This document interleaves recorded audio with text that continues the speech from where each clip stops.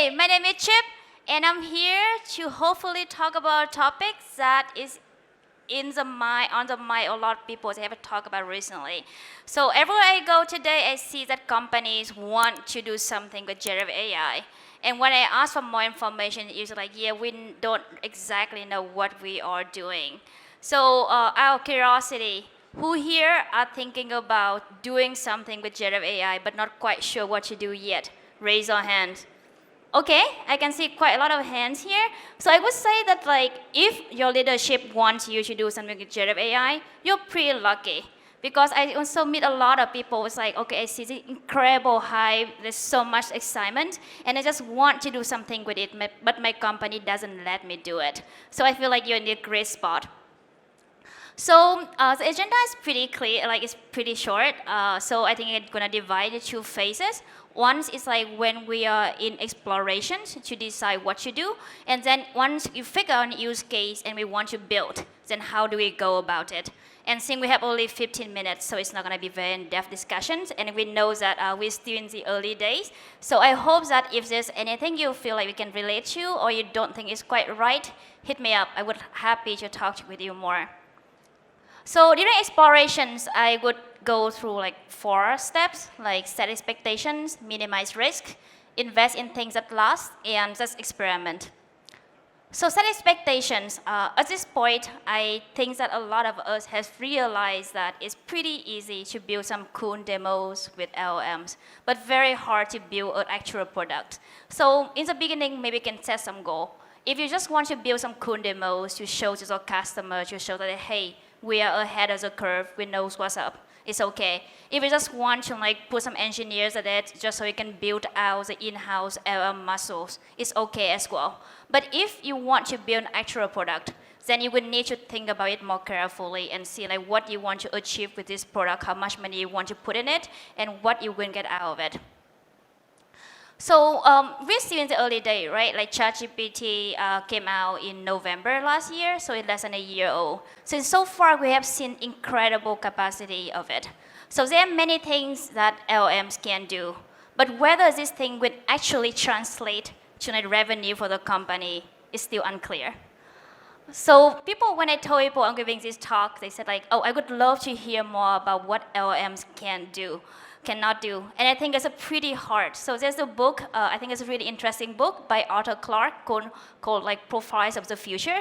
And he mentioned that no one should ever go around and tell people what technology cannot do in the future, because they will always be proven wrong in the long run.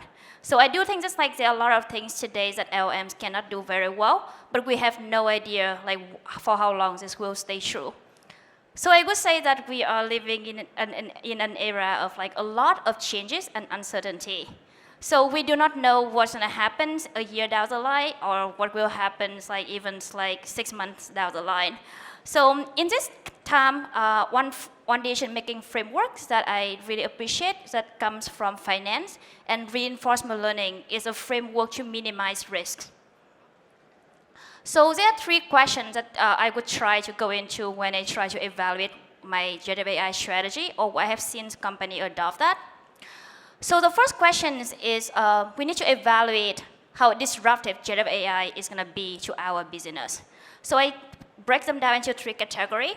So first, if I don't do anything, can competitors with generative AI make me obsolete? So we have seen that many industries that we see clearly are going to be disrupted by generative AI. So any industries that involves a lot of creative work, like advertising, gaming, media, entertainment, is clearly being very disrupted, and it really should be worried. Or industries that involve a lot of document processing, like legal, HR, insurance claim processing.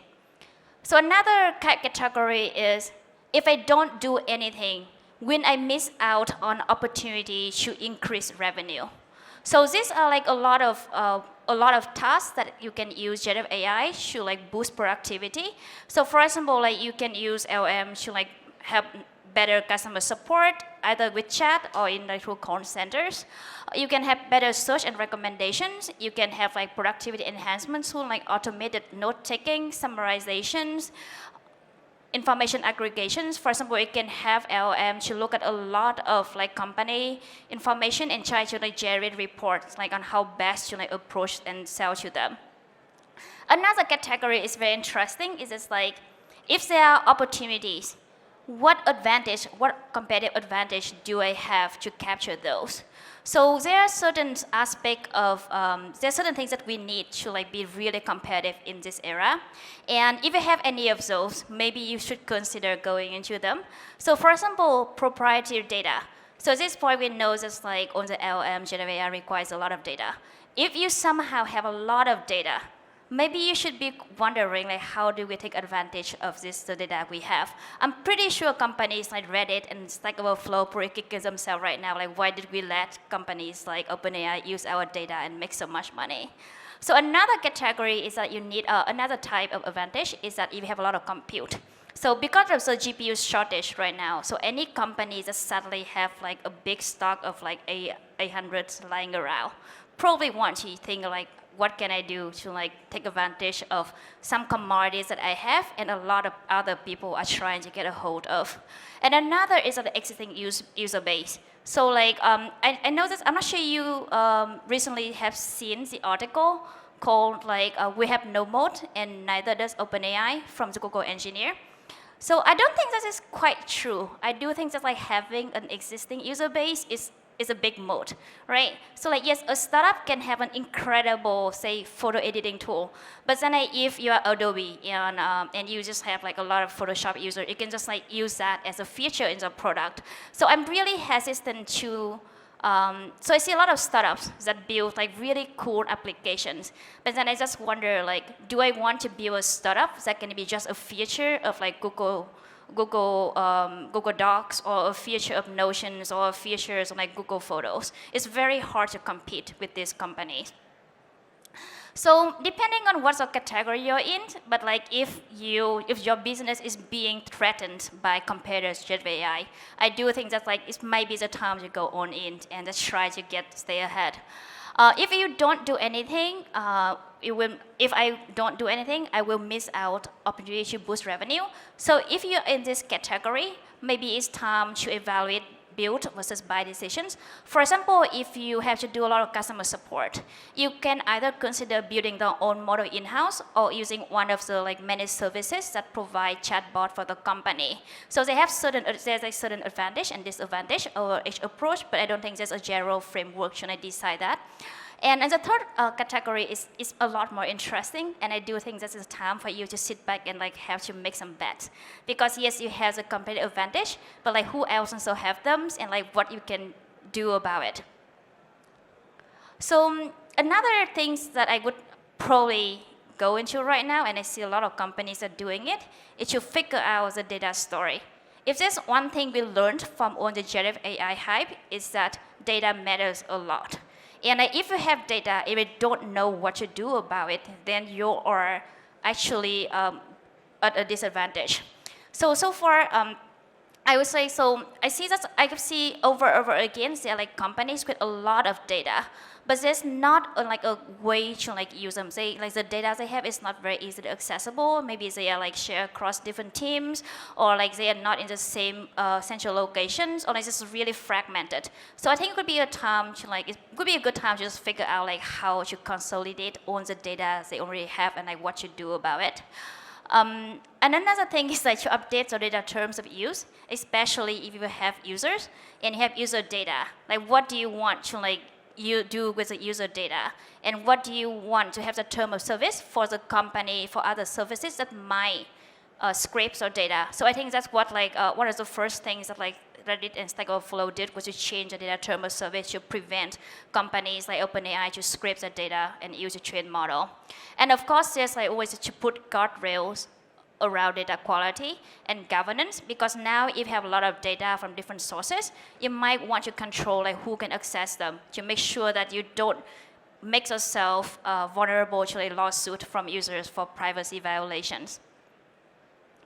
And I think that's the thing I would say just like really depends. Like if you decide to go all in, that's great. But I also see a lot of companies because in the time uncertainty, it can be dangerous to make very big sweeping decisions. So for example, like I have seen companies saying, okay, scrap whatever we have been building in the last 4 years. Now we're a generative AI startup, which is fine, but like it's a big bet to make. And as long I hope that like it's gonna be a good bet, or I've seen a lot of companies, they did like 2023 planning and just scrap that. We just like, everything we do right now is generative AI. Or just companies go out and they buy all the A100s available. So all of this, like, I'm not saying just like you shouldn't do it, but I do think just like they are big decisions, and I just hope that there's like concrete lists or evidence to back up the decisions. Another thing is like, of course, everyone wants to invest in things that last, right? But like in hindsight, we know what lasts, but in the moment, it's really hard to say, like, to know what will last. So one heuristic that I have seen that I think it could be pretty interesting is called Lindy's Law. So it states that the future life expectancy of like technology or an idea is proportional to how long it has been in existence. So say if a technology has been around for 10 years, then maybe we can use a heuristic to predict that it will last for another years. I think you can use that tactic for a relationship. Like if I've been dating for a year, then maybe you can be together for another year. I know it's a heuristic, it's not correct. But like it's weird if you just like met someone 3 months ago and decide to plan for 2 years ahead. But anyway, I digress. So like even though large language models are new, a lot of the fundamentals behind them are not new at all. They've been around for a long time. First of all, language modeling, it was like the concept was proposed by Claude Shannon back in the 50s. So it's not new. Or the concept of embeddings has been around since like for 2 decades. Also vector databases, I know that there seems to be a lot of vector databases company right now, but they've been around for a while. Like Facebook has its open source files like 6 years ago. Google has scans since like 3 years ago, and they're both really good. And also I do believe that like making data cheaper, faster, more accessible will never go away. And just once you plug in, that's what we do. That's what our company Claypot does. So for me, I have a personal litmus test. Like when I try to predict whether something, a lot of my predictions are pretty horrible. But I would say it's like, so when I see some new technology, I would try to try to get to know it and decide, does this sound a little bit too hacky for me? So this a bit get us into the realm of like speculations. So say like for things like prompt engineering, right? So I think there's a lot of discussions on like whether prompt engineering will stay. So I do think it's like there are a lot, like I think that context learning, for example, will stay because it's very useful to be able to like input information into the LLM and make predictions based on the context. However, a lot of hacky stuff like replace questions with Q, or like ask the LM to answer truthfully, or like, hey, pretend to be XYZ. I think a lot of that could get into the realm of like a little bit too hacky, and I'm not sure how long. Maybe in the future models will be able to address them, and the user don't have to use some hack anymore. Or another thing is about model architectures. Things change over time. And I know that transformer architecture has been very resilient and has been like great. But I do think just like if we look at the history of more architectures, they change over time. So I wouldn't be surprised if in the next few years you might see something new. So I was talking to a friend about like what does AI literacy mean. So I do think just like AI literacy for the future means less about knowing how to build transformer from scratch, but learning about like how this model works, what limitations they have, and how to overcome these limitations. And of course, like you pretty want to experiment. So even though the experiment is important, I do think it's important to time box experiments and set clear goals for like what you want to achieve out at the end of it. For example, it might set a time box for like a month. Like I put one engineer on it for a month and like decide like what is the decision we want to make at the end of the month. Like do we want to pursue and train a model, like fine tune, or do you want to decide that okay, this is not our core focused right now, and we just move on and go back to like business as usual. And of course, like when you experiment, I know there's an incredible open source model out there, but during experiments, it's probably like a good idea just to use whatever is the easiest. So API is actually pretty cheap to experiment with, and like there are a lot of tutorials, like hackathons that you can join. And I do believe it's like $100, and one weekend can get you a long way just to get a sense of like what is out there and what LMs can do and cannot do. And of course, like the goal, maybe through the experimentations, that you can like get a good sense of the LM behaviors and trying to decide if these behaviors are deal breakers for you or not. So for example, at this now we know that like LMs like have like very ambiguous input and output. So say that if you change the input just a little bit, for example, you change the lowercase to uppercase, you might get different result. Or you might ask a model to like give a score on text from 0 to 10, but there's no way that you guarantee that the model will always return exactly from 0 to 10. So that could be like tricky. Like if you have downstream applications that depend on the output, and the output just breaks the format, that could be very tricky. And I also have heard people trying to use LLM to infer schemas, data schemas, and that make me like really scared, because for data schema, you want something that's very exact. So I wouldn't want to use LLMs to do anything with schemas. Of course, like this, you know that like LMs have a lot of hallucinations. They just like hallucinate randomly. And if we saw the case when the lawyers use LLM to like summarize some legal documents, and it turned out just like LM just made up stuff. Like it was not in the legal document, and now the lawyer is in trouble. So I noticed like people say, okay, it can make up stuff sometimes, but then we expect humans to like correct it. So I have not seen that to be very successful, because somehow I do think that so as an engineer, as a programmer, I know that I much prefer writing code from scratch than like inherit somebody else's code and try to like fix it. So I wonder if it could be the same like for people, like, okay, do they prefer just like read it themselves and summarize it, or just like expect LLM to summarize and then correct the summarizations? So another thing is privacy. So say if you have a lot of documentations locally, and you want to train maybe the chatbot for able to access the like internal document. Like, is there a way to prevent your LLM from just like accidentally like divulge like private information, PII information? Because if it does, you're gonna get in trouble. Of course, so like there are also like unstable infrastructure, like in terms of performance and latency. You have probably experienced that in the last few weeks. For example, people have a lot of complaints about GPT-4 performance is not being very good. Somehow there's a huge drop in the performance. And any application that depend on GPT-4 which actually got impacted. And of course, there's latency. If you use APIs, there's always network latency, and suddenly there's a surge of traffic, and the model just like got slower. And also, of course, the inference cost, GPT-4 costs a fortune to the inference. And also, like, there are minor problem, like forward and backward compatibility. So, like, if you have a lot of prompts, and suddenly there's a newer model, there's no way to ensure that the existing prompts will work with the newer models. Okay, so are we good so far? Cool. Oh, it's really hot in here, oh my God. So like for the next phase, I hope that you have a lot of fun doing experimentations, and we want to get into building. So in this phase, we pretty want to take things more seriously. So we pretty need to understand the LM stack, like how different models are being trained, so you can evaluate which model is good for you, and you want to evaluate which level of the stack that you want to get into. And then, of course, you need to actually go through the process of implementations and also evaluate the model. So the LM stack, I think is like pretty not new to anyone. So we have like prompt engineering, fine-tuning and distillations, and also training model from scratch. And of course, there's all the infrastructure LLMs, like databases, like vector databases, like logs to logs the report, to request responses, and also like caching, so they can like reduce the cost. So prompting and fine-tuning. So we think of like prompting, fine-tuning as like shifting more of the information you want to put into context to bake that into the model. So it's pretty funny. I actually went to a panel recently, and someone in the audience asked, it's like, hey, this company is using a lot of prompt, and somehow I just want to like generate, like I just don't want to input that prompt every single time.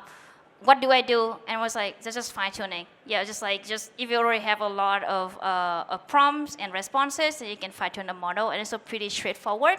So it's actually nice because for APIs charge you per input token. So the more tokens you put, the longer the prompt, the more money you have to pay. So if you can offset, you can bake the prompt into your fine-tuned model, then the input tokens could be shorter, and it might be, ooh, what's happening? And it might save you money, but the caveat is that like companies like OpenAI, the fine-tuned API might be a bit more expensive. I don't think we have time to go into this whole things, but it could be the breakdown of like the process of training a model like ChatGPT. So the first phase could be the language modeling, when you get out a pre-trained language model, something like Funken, Bloom, Stable LLM. So you can think of this as completion machines. So language modeling is just like you train a model, you give them the existing tokens, predicts the next token. So like if you input it some like a sentence, you can try to complete the sentence. So but completion is not the same as conversations, right? So like when you ask the model something, the model can complete it by like adding more context to the questions. It can ask another questions, or it can actually give the response to that questions. So that's what the next phase is about when you fine-tune it for dialogue. And the last phase is reinforcement learning when you want to train the model to act according to human preference. Okay, so I hope that we get a good understanding of the models architectures and like the stack and how to create a model and get the base models that we want. And I think the next phase that I see a lot of companies go into is like deciding on like what model to use. And one big question is choosing model size. So I have talked to a lot of companies, and when we're choosing a model, we probably want to balance between cost and performance. So I have seen that the sweet spot for it, a lot of companies, is that like they choose a model between 5 and 13 billion parameters. Like it can still give like not the best possible performance, but it's good enough for a lot of use cases, and it's still cheap enough. So for example, like if you want to go into like more fine-tuned specific tasks, then you can probably get away with something on the lower size, for example, 3 billion. But if you want some more general model, like a chatbot that can respond to any kind of questions, then you might want to go into larger model size. And there's something nice about being as a size 7 billion is that like if you quantize that to like before 16 or even like int 8 bit, then you can still be small enough to run on a local MacBook. Or like you can put in the car on different devices. Okay, so I think the last phase is like, this is a very short slide because I do think that evaluation right now is a big mess. And I don't think we quite know what is happening yet. I think it's expected because standardized evaluations is always catching up with actual use cases. And as we see that the people are still trying to figure out the best use cases, we're not quite sure what metric is the best to use. So I could imagine it could be something like MLPerf. So like MLPerf, like when you measure hardware performance, but then you divide them into like different model types, different use cases, and have different leaderboard for different model type and use cases. I could imagine something similar for LLM. So when evaluate LLMs, I would also reiterate it's the same things I've been talking about for machine learning. It's just like model performance has to be tied to business metrics, and you definitely would need to build some internal test sets so you can build trust in your model. Okay, so here's the takeaways. Some of the talk is just like you set concrete goals, have expectations, and I think that data story is more important now than ever. Invest in things that last, blah, blah, blah. And the most important point is that I hope that you have fun. I do think that we live in a very exciting time. There's so many fun use cases. And I know that it feels overwhelming sometimes, but it's also really exciting to go out there and talk to people and see how they learn, how they think about the space. So yeah, I hope that you have fun with exploring LLM. Thank you so much.